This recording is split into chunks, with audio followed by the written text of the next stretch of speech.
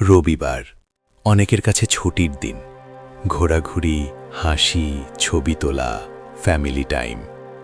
কিন্তু সবাই কি সত্যি সুখী? কিছু মানুষ আছে যারা রবিবারে আরও বেশি একা হয়ে যায়, কারণ সেদিন কাজ থাকে না, ব্যস্ততা থাকে না, থাকে শুধু নিজের সাথে একা থাকার সময়। সারাদিন সোশ্যাল মিডিয়ায় অন্যের হাসি দেখে নিজের জীবনের শূন্যতাটা আরও বড় মনে হয়।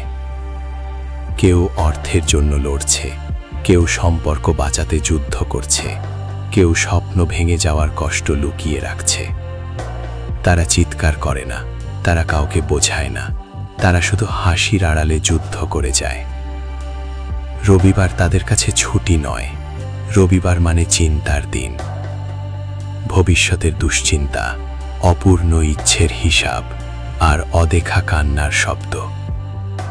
তুমি যদি এমন একজন হও, জানো তুমি একা নও।